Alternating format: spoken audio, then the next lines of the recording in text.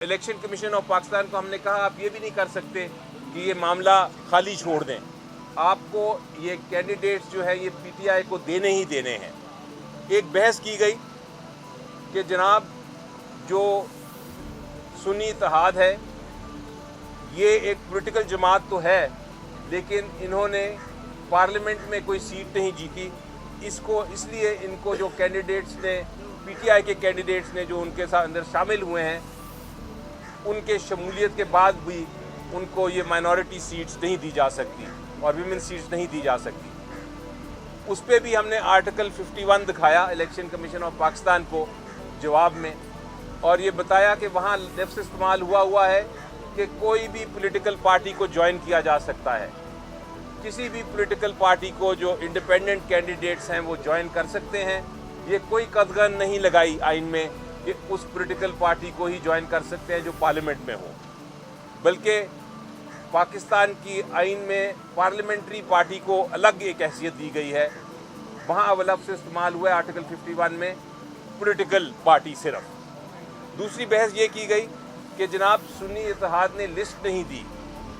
हमने उसका जवाब दिया कि बिल्कुल दुरुस्त है, लिस्ट नहीं दी, लेकिन इसमें कहाँ कदगन है कानून में कि आप दोबारा लिस्ट नहीं दे सकते।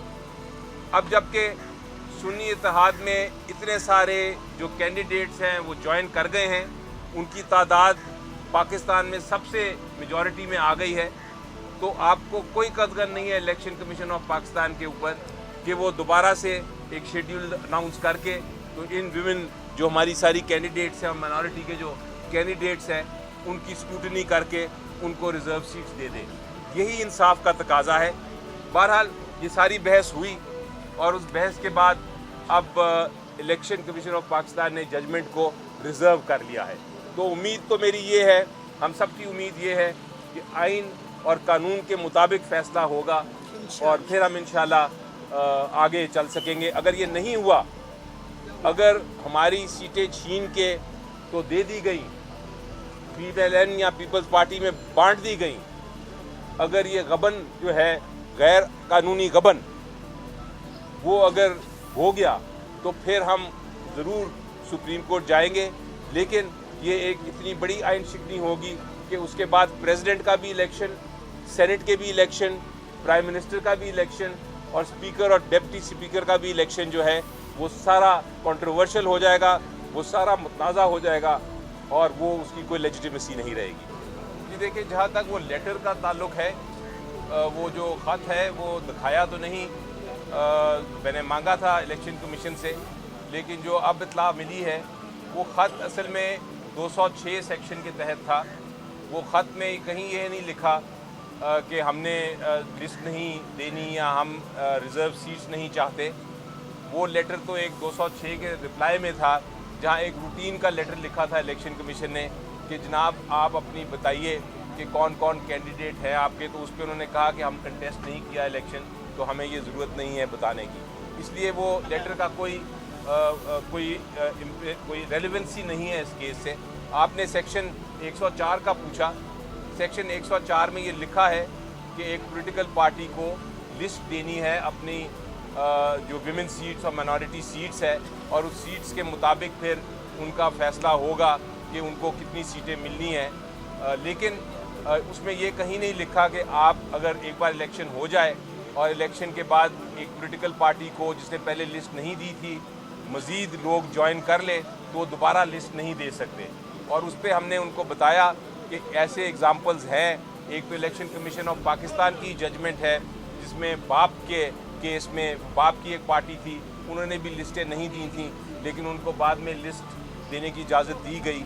इसी तरह उनको दिखाया कि एक डिवीज़न बेंच, एक 2 जजेस का फ़ैसला है लाहौर हाई कोर्ट का, जिसमें उन्होंने कहा है कि ये अगर डिले भी हो जाए फ़ाइल करना लिस्ट तो उससे कोई फ़र्क नहीं पड़ता, क्योंकि आप दोबारा भी फ़ाइल कर सकते हैं, किसी को नुकसान नहीं होता, क्योंकि आपकी सीटें जो है वो ट्रांसफरेबल नहीं हैं, वो ट्रांसफ़र नहीं हो सकती, वो आप ही को मिलेंगी। तो किसी और पॉलिटिकल पार्टी का हक नहीं है कि वो आपके ऊपर किसी किस्म की क्लेम करे। ये बिल्कुल इस तरह ही है जिस तरह की एक ज़मीन है, वो कोई खाली देखे तो उसके बाद वो ज़मीन पे कब्ज़ा करने की कोशिश करे और कहे कि जनाब ये ज़मीन मेरी है, क्योंकि किसी کوئی اس میں نظر نہیں آ رہا. یہ باقی جو پولیٹیکل پارٹیز ہیں وہ بالکل اسی طرح ٹریس پاسنگ کر رہی ہیں. صاحب یہ بتائیے گا زیادہ تر وکیل تو اسمبلیوں تک پہنچ گئے لیکن عمران خان صاحب کا کیا بنے گا سر؟ وہ جیل کے اندر ہی رہیں گے؟ جی بالکل نہیں، انشاءاللہ ان کے کیسز بھی کل فکسڈ ہیں.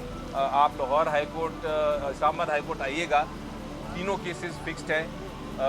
توشہ خانہ کا بھی اور سائفر کیس بھی اور شاہ محمود قریشی صاحب کا بھی کیس فکس ہے. کل ہم بحث کریں گے اور انشاءاللہ جلد اس کا فیصلہ آئے گا. صاحب یہ بتا دیجیے گا کہ ضابطہ الیکشن کمیشن کے فیصلے ہیں پاکستان تحریک انصاف کے حوالے سے، وہ بھی آپ کے سامنے ہے.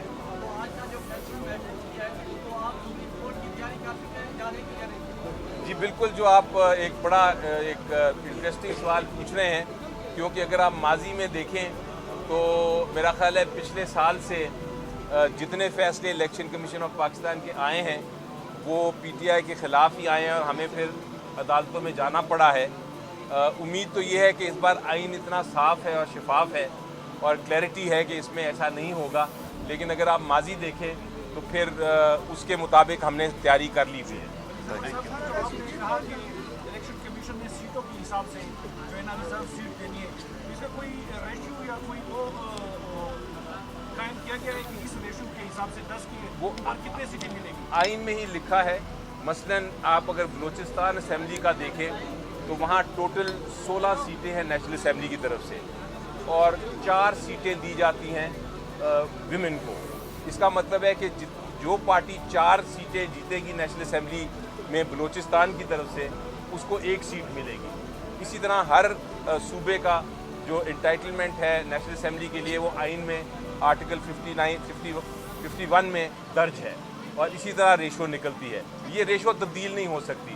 یہ نہیں ہو سکتا کہ آپ بلوچستان سے 4 سیٹیں جیتیں اور آپ کو چاروں کی چاروں جو ویمن سیٹس ہیں وہ مل جائیں. آپ کو 1 ہی ملے گی.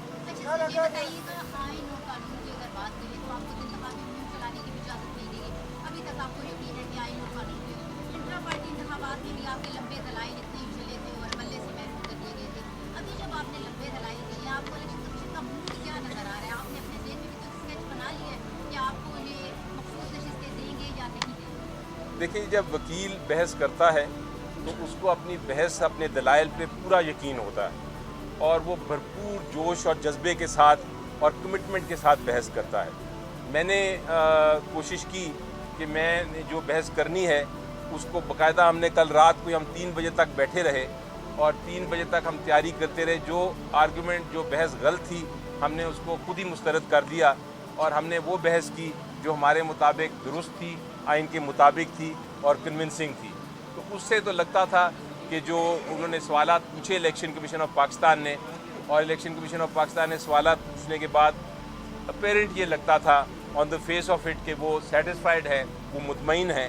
لیکن جس طرح آپ کہتی ہیں کہ قلم جس کے پاس ہوتا ہے الٹیمیٹلی اس نے ہی لکھنا ہوتا ہے.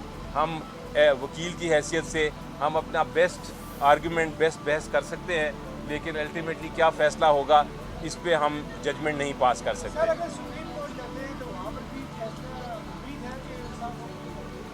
جی دیکھیں، میری چاہے جو بھی آپ ماضی دیکھ لیں مجھے یقین ہے اور ہمیشہ رکھوں گا یقین کہ آئین اور قانون کے مطابق ہی عدالتیں فیصلہ کرتی ہیں.